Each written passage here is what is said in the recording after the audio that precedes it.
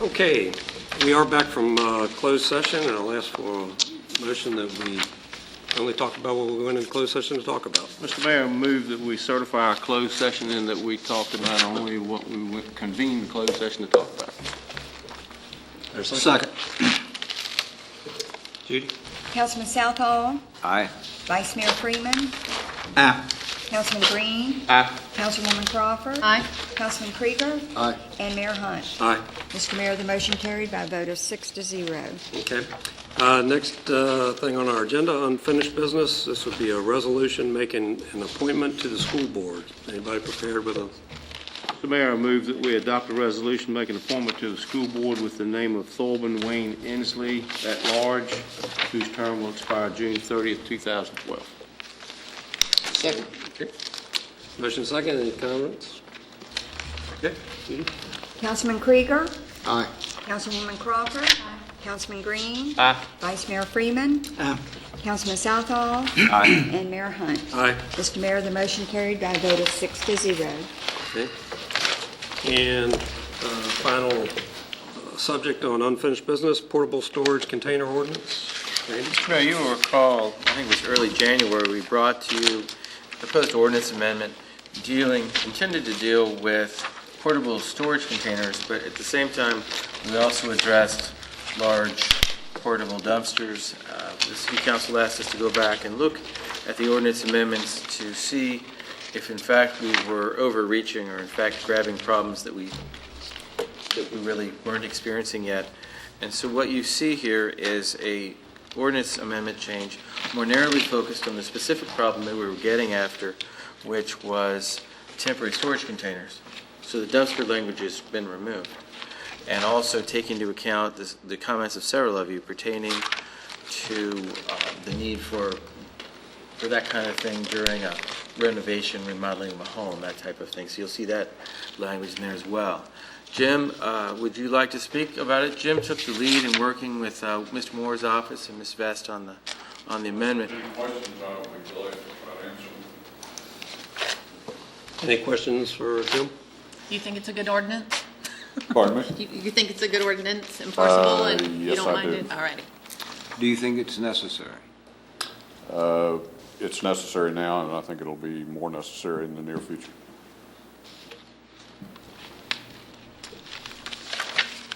Any other questions? Are we currently, or have we in the recent past had problems relative to containers on property? Sure, we have. And I guess I'll ask one question, and that's really for the city itself. If we pass an ordinance, we shouldn't be doing the same thing, okay? So we need to make sure that we're not going to have need for temporary storage facilities on the athletic fields or any of the like. I don't like to hold the citizens to a standard that we're not prepared as a city to maintain. Is there any of that? Pardon me? Is there any containers that we own that are not in the Public Works compound? There may be one. There was one, and I'm not sure if it's still there. That was at the back of the middle school that the school board was using on Park Street. Just one question. Over on the soccer fields by the primary school, there's like a trailer from one of the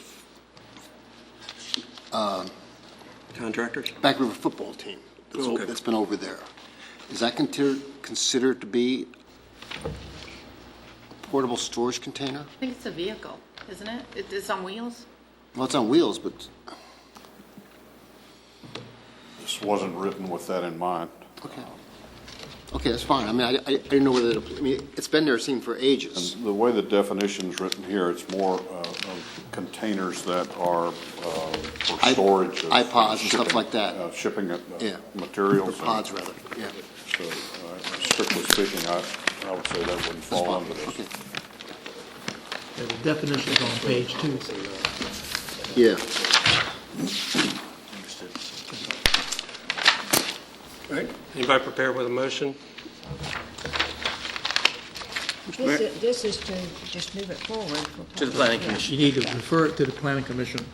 Okay, do we need to take a formal motion and vote on it? Yeah. Okay. Yeah, one question before we get that far, okay? Because and just quickly look at this ordinance, and again, Jim, you've identified some problems, and so if you state that we have a need, then certainly we do. I'm very cautious when it comes to new ordinances because I don't like to have regulation that we really don't need. But in looking at item 6 on this, it says that all portable storage containers shall be maintained in a condition free from rust, peeling paint, and other visible forms of deterioration. And most of the storage containers I've seen have got rust on them somewhere and don't have the nicest paint job, and they typically get beat up in the process of throwing things in them and that kind of thing. And how detailed does this get to be? Certainly you don't want them to look horrid, but if somebody has one out there and the paint's chipped off of it and it's got rust on it, now are they in violation? The way this is worded, I would say yes. That could be changed. Yeah, it could be changed. I think what we're trying to get at is we don't want a rust They're bucket. rusting, yeah. We could define how much, but at some point, I think you have to hope that your zoning staff will exercise reasonable good judgment in the enforcement of the ordinances.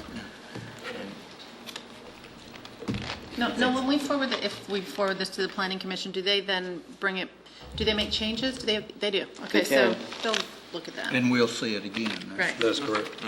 Yeah, I've got several very minor wording changes. For instance, I can get with Judy or somebody like line 42. It should be word and it's written as word. That's correct. And I Minor apologize stuff. for that. Yeah, not a problem. It's just several of those minor things that I can get. Yeah, and there's one below that at 44 that should be sea Yeah, level, it's not sea sea level. Right, and then there needs to be an and associate or stuck in before association, that kind of stuff, but it's so minor, we don't need to do it here. 101 should have been from rather than for. I apologize for that. And excuse me, because I'm not trying to be nitpicking, but, and like Randy says, certainly enforcement people would look at these things and use some discretion. I've had the unfortunate opportunity in working with some government people that if it was in the regulation, by golly, that's what it said on paper, and that's what it was, and they enforced it to the letter of the piece of the paper in the federal government when I worked in the past. And if the wires were supposed to be 5 miles and 3.5 inches, if it was 5 miles, 3.25 inches, it didn't fit, you pulled it all out, And so I'm concerned about those kind of things. I understand. As your zoning administrator, I can tell you that I'll be reasonable. I don't think I am. Then you need a new zoning administrator. It's good enough for me. Complaints we have had are customer driven, resident driven. Okay, do we have a motion? Mr. Mayor, I move that we refer to the planning commission the ordinance on portable storage containers. Second that, Mr. Mayor. Any more conversation, questions, concerns? Okay, Judy, please. Councilwoman Crawford. Aye. Councilman Krieger. Aye. Councilman Southall. Aye. Vice Mayor Freeman. Aye. Councilman Green. Aye. And Mayor Hunt. Aye. Mr. Mayor, the motion carried by a vote of 6-0. Thank you. Thank you. Okay, we have comments? Yes, sir. Of the city manager. I have nothing tonight, sir. Okay. Buddy? No, nothing. Frank? Just one small comment. Last Saturday night, the city of Poquoson and the Fishing for a Cure group held their annual Relay for Life auction. And a couple of the city employees did a great job of participating in it. I'd like just to recognize them for a minute.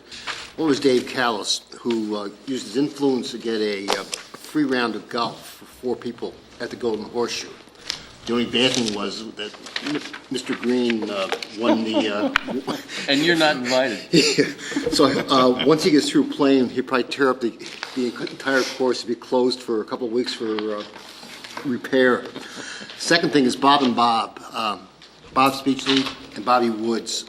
You can't ask them to do enough in doing things of lugging and tugging, whatever, as far as the city goes. I mean, they're fantastic, clean up and everything. So they're great. It's great to have them on the team.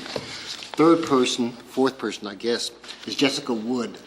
She served for years, probably 9-10 years, as like our bookkeeper, auditor, or whatever. And without her, I mean, she's done, every year a fantastic job, volunteers, hands out the paddles for,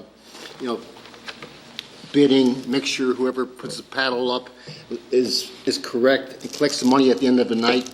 And like I say, you have to agree, Mr. Green? Yeah. Fantastic. Fantastic individual. She won't even let you get by with paying less than what you bid. That's all. Okay, thank you. Bud? Yeah, I'd like to thank Trey and Dave Callis for their excellent presentation and work during the work session. And I'd also like to thank Ms. Ty, the Friends of the Library, and the Library Advisory Board for their excellent presentation on the library and letting us know about the new services that are available. And I'd like to thank Mr. Randy Wheeler one more time for his fine guidance. Thank you, sir. I can reiterate what Mr. Southall said, and I'd also like to thank my child for being patient. He's been utilizing our library facilities for the past 2.5 hours, so good job. But I'd also like to mention my oldest child is playing with the boy. Well, the girls have a team too, but the boys have a new lacrosse team that they're playing with the school, but it's not funded by the city or the school. So I hope that, I just want to put that on everybody's radar. They have 44 boys on this team, and I think it's time to start thinking about funding the school so that they can fund another sports team, or the girls team. Okay. And I hope they're winning. I don't know. Gary? I have nothing. Okay, just a couple real quick comments, because I know we've been here an awfully long time tonight. Remind the citizens that tomorrow, I think it's tomorrow, FEMA will be here at 9 o'clock in the morning to talk about the coastal zone study. I think it's important for the citizens to understand that, partake if they're concerned about, especially if they're waterfront properties or the like, certainly could affect them.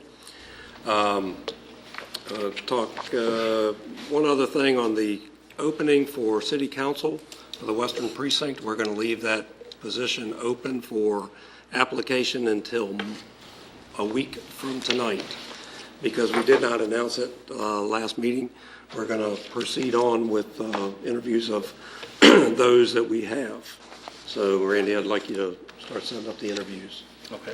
I'll Okay. work with you on that. Okay, and that's all I have. Nothing else? Yes, Wayne.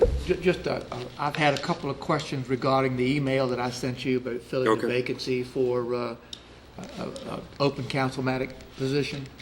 And the email that you got from me was a sort of a summary of a long telephone conversation that I had with the board up in Richmond. Here is the question. Our charter says vacancies in the office of councilman from whatever cause arising shall be filled until the next ensuing general election for councilman by a majority vote of the remaining members of the council for such unexpired term, or if the council shall fail to act within 60 days, the court fills it. That's what our charter says. That's in conflict with the state law. State law says in the state statutes that when you fill a vacancy, you fill it until the next general election in which the person who has been voted on by you then has to stand for the remainder of the term. The state law says the next general election. Our ordinance says the next general election for councilmatic purposes. So, and the state law says, notwithstanding any provision of a local charter, state law controls. But there was a little bit of ambiguity since the state law said it referred to the next general election and ours said the next general election for a councilman. So I was attempting to get the state to say we could use our charter to fill in the gap since there was a slight ambiguity in the state law. The board said, no, absolutely not, that the provision in state statutory law that says this supersedes all local charters and local ordinances prevails. And so what that means is that you have to stand election come next November. So the person who fills the vacant seat, even though they'll come back up for election in 2012, will have to run in 2011 and then run again in 2012. And that applies both to the position of mayor and to the position of the vacant council seat. So all I was trying to do was get out, having one of those election processes in 2011, and the state electoral board did not buy it. So that was the net result of the email that I sent you when they sent me back sort of the final, no, you've got to do it this way. Okay. That's a long explanation, but I'm sorry that you didn't get the benefit of all of the background telephone conversation that we had. You just got sort of the cursory email response when they said, well, send us something in writing, so that when they responded in writing, there'd be something of a record. Anything else? Not, motion to adjourn? So move, Mr. Mayor. Second. Councilman Green? Aye. Councilman Southall? Aye. Councilman Krieger? Aye. Councilwoman Crawford? Aye. Vice Mayor Freeman? Aye. And Mayor Hunt. Aye. Mr. Mayor, the motion carried by a vote of 6-0. Meeting's adjourned. I think we're very lucky that we didn't get, How about we get the state to pay for it?